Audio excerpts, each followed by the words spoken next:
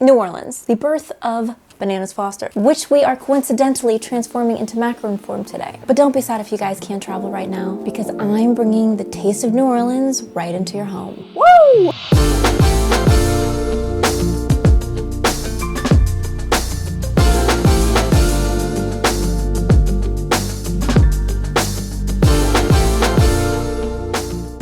To make our Bananas Fosters today, here's the list of ingredients that you're going to need. For your macaroon shells, you're going to need almond flour, confectioner's sugar, granulated sugar, egg whites, some cream of tartar, and salt. And we'll be coloring them with a gel food color in a golden yellow. And we'll be decorating them with a little bit of a rose gold highlighter and some food grade alcohol, but you can also use extract for this as well. For your filling, you're going to need bananas, obviously the riper the better, salted butter, unsalted is fine, don't freak out, you can just add a pinch of salt, heavy cream, brown sugar, and oops, I forgot to add cinnamon here. Oops, sorry cinnamon, my bad, love you. So to begin this recipe, we're going to make our meringue by adding our egg whites to a bowl of a stand mixer and our cream of tartar and a pinch of salt. We're gonna let the eggs get foamy before we add our granulated sugar. And basically, Bananas Foster is a dessert from New Orleans made up of vanilla ice cream and a sauce made of brown sugar, butter, rum, or you could use rum extract in place for that, banana liquor or banana extract in place of that, and bananas and cinnamon, and it is just heaven. And a little bit of heavy cream. We're gonna add some heavy cream to this dish. Then you're gonna sprinkle your sugar in all at once, and then bring your speed up to about medium until it's fully combined, and then you can bring it back up to high.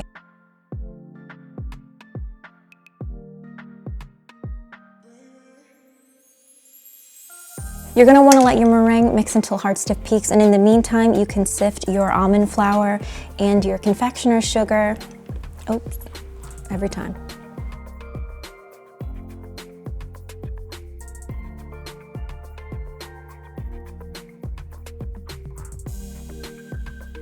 Essentially for your meringue, you're looking for those hard, stiff peaks. I mean, look, it could not be clumpier. And just add it all at once to your dry ingredients. Do not miss an ounce of meringue. It's gold, it's liquid gold, baby. Now we're going to gently fold the dry ingredients in with the meringue until everything's combined and you don't see streaks of that white meringue in your batter. And we're gonna leave it a little bit undermixed when adding gel food color. Now it's important that you only use gel food coloring. I don't really mess around with the powders a lot. I know people seem to like those, but you know, if it's broke, don't fix it. And I really like the vibrant color that gel food colors get me without completely killing my batter. Never use water-based liquid food coloring. 3 or 4 drops should do it. The color will intensify a little bit as the macaroons are piped and they sit and they rest. Now, if you want to add a oil-based banana flavoring to your shells, you're welcome to do that. And it's really up to you guys how colorful you want these guys to be. Transfer your French macaroon batter to a bag with a large round tip. And as you can see, I'm using a sheet pan with a nonstick silicone baking mat. I love these work every time.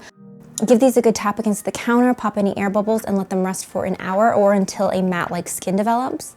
And then you're going to transfer them to an oven at 300 degrees Fahrenheit, and you're gonna use 2 sheet pans to bake. This will help from the bottom of the shells from any browning, and bake them for about 15 minutes. So with this recipe, we're actually paying homage to a little macaroon shop in New Orleans, actually the shop that made me want to start making French macaroons in the first place, called Sucré. And I know they had different owners before and something a little sketchy happened, but now they have brand new owners. They're back open. I'm hearing they're having the original pastry chef back, and they're going to have original menu items. Now, I don't know if that means they're going to go back to 10 years ago or they're going to have the same menu items like they had before they closed, but they did this incredible Banana Foster's macaroon that you have to try in their signature box if they start shipping out again. So in order to decorate these, we're going to use a little bit of this rose gold highlighter with, now you can use the rum extract if you want, and you can also use the banana extract, but I'm just using a little bit of food grade alcohol to add to the highlighter. You just want to use a couple drops of this food grade alcohol so it does evaporate and these dry pretty quickly. And I love this paintbrush. I found it online, and I just love the brush strokes that it gets. And then you're just going to, just like that. So we're gonna let these dry, and in the meantime, we're gonna make our banana foster filling. So I'm gonna add my salted butter to a pan, and I'm going to melt it on a medium-low heat before I add my brown sugar. And just a little history 101 for you guys. Bananas Foster was actually created in 1951 at Brennan's restaurant by Chef Blanche and Ella Brennan, because New Orleans was actually a port of entry for bananas from Central and South America. They needed to figure out something to do on their menu with all of those pounds and pounds of bananas. So when your butter's melted, you're going to add your brown sugar. Careful, the butter's hot, you don't want it to splatter all over you, and you're going to mix it. So Brennan's needed to figure out what to do with all of these bananas. They came up with Bananas Foster, and actually it was named after Richard Foster, who was the chairman of the Crime Commission of New Orleans while they were trying to clean up New Orleans during that time, and he was actually also a frequent flyer at Brennan's restaurant.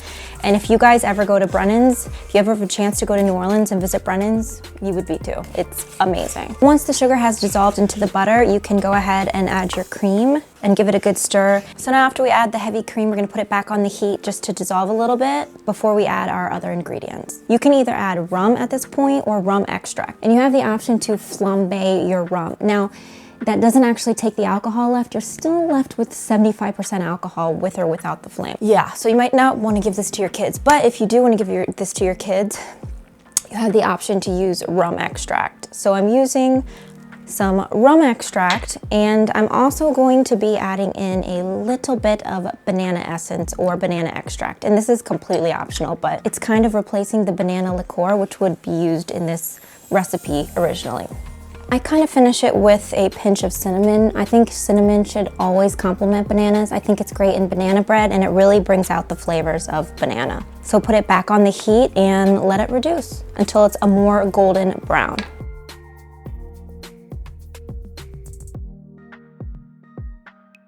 We are going to let this cool a little bit before we put it in the refrigerator. And in the meantime, as my grandmother would say, we're going to test to make sure it's not poisonous. So grab yourself some vanilla ice cream, because what would Bananas Fosters be without it? I'm doing it for you guys.